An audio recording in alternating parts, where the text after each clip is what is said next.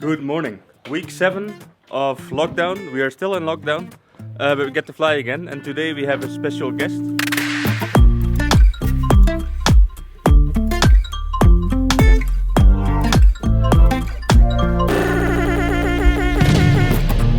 Bom dia.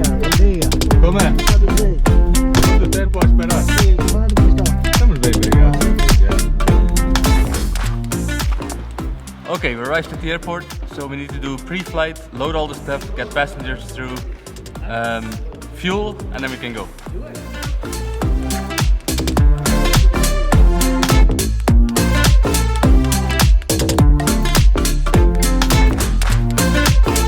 Time to do some documents.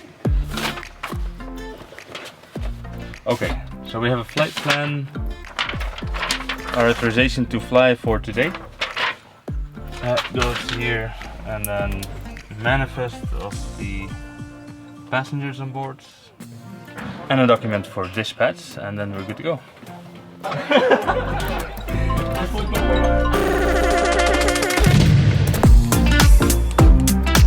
Let's pray. God, Father in heaven, we want to thank you for another beautiful day. We want to thank you for the opportunity to go and fly to Chinhama. Pray for safety on this flight. Also pray for blessing over his work that he's going to do there. That will be a huge blessing to all the people out there. Thank you that you are going with us. In Jesus' name, amen.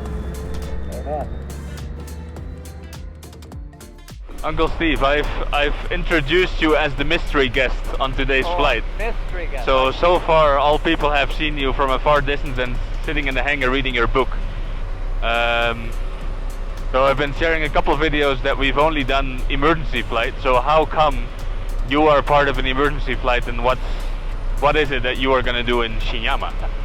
So we are going to Chinhama. I haven't said that actually. Yeah, we're going to Chinhama and then on to the Mission Kavango. And we're going to meet Dr. Tim Kubaki and Betsy, who've been working out there in isolation for a long time. And so the trip is for two purposes. I, as an ophthalmologist, might be able to do some surgery for him. He's got some cases lined up. We'll see how it works. And there's also an encouragement to me. I've been also holed up for a long time. And for them to have a visit. So from the point of view of nourishing spirits, that's going to be one help.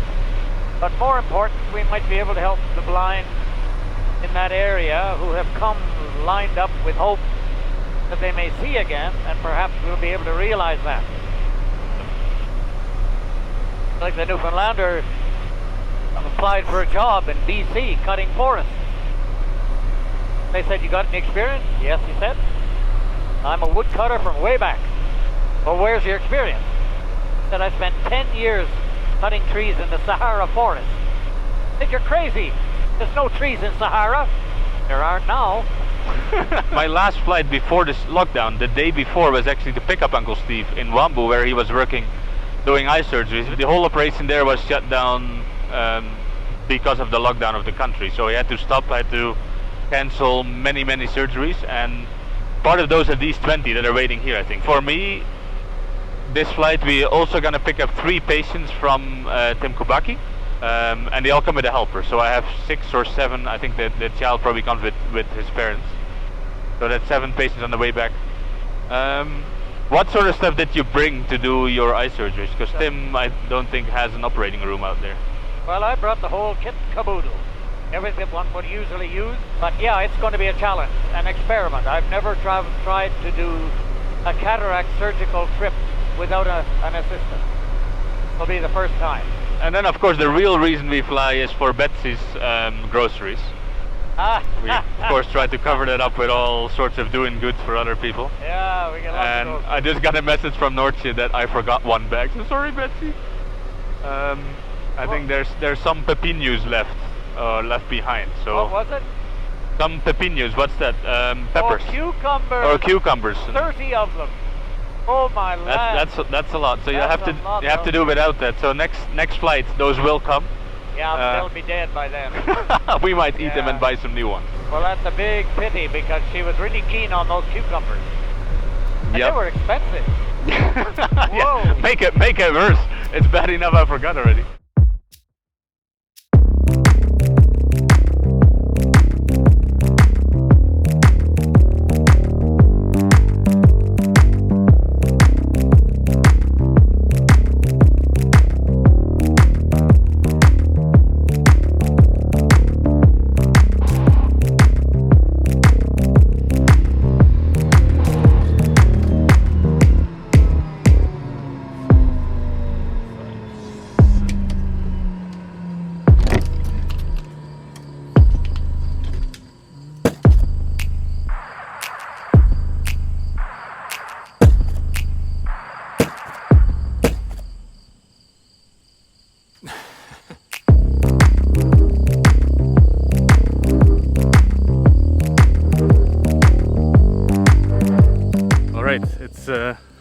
Time for some runway maintenance.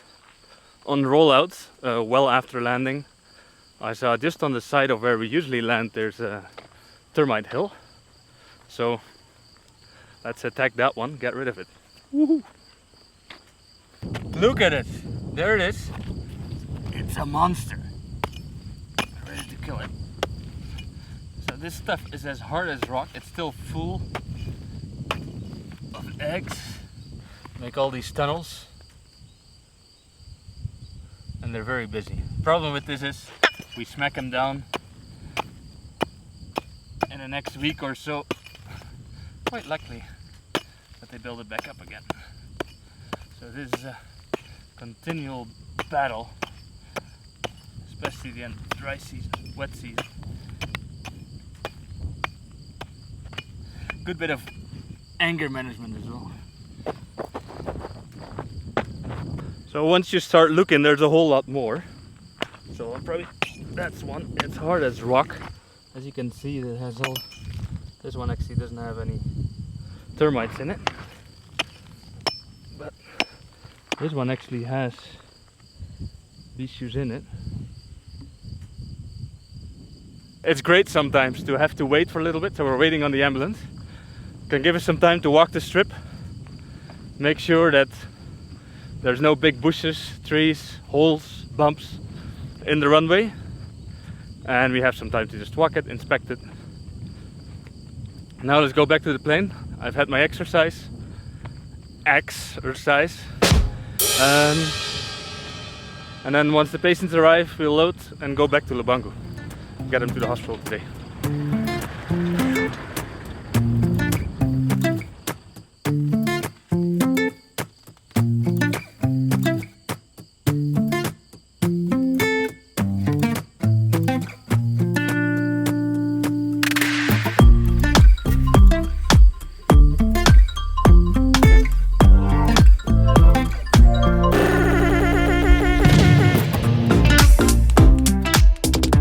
Well done in Chinhama, we're back on our way to Lubango. Last time I focused on the flying, not so much on the people I have in the back. So who are all those people I have in the back? There's 3 patients and then there's 4 people who accompany them. Most hospitals here don't provide food, which means that the patients need to bring their own food and their own people to prepare it. So one is a little boy who has perforated intestines because of typhoid fever. Unfortunately, that happens a lot this time of year. He needs to be operated on today to close his intestines, get rid of all the gunk in his belly cavity, clean it all out and prevent any further infections. He's had a huge infection already. Dr. Tim was able to put a drain in, so he can survive a bit longer, but that's a very real image. That's the real reason we do this flight. Then there's another guy who has a big tumor behind his eye, which the doctor said that means his eye needs to be removed and the tumor needs to be removed. A huge, yeah, that's a pretty big operation. And then there's one more who has issues with his gallbladder, which needs surgery to look into what it actually is. So Dr. Tim in Kavango Mission, the small remote hospital, most clinic, does not do any surgeries. So any surgeries that we encounter there, we will fly to Lubango Hospital, CML. Yes, that's the people I have in the back. Without this flight, they would not be able to get to a proper hospital that could do these surgeries, and the little boy most likely die. There's no chance of surviving what he has right now. So this is truly a life-saving flight, and it's a huge blessing to be able to do that. It's great to be a part of it. It's great to be able to pray with these people, to encourage parents to pray while they're at the hospital.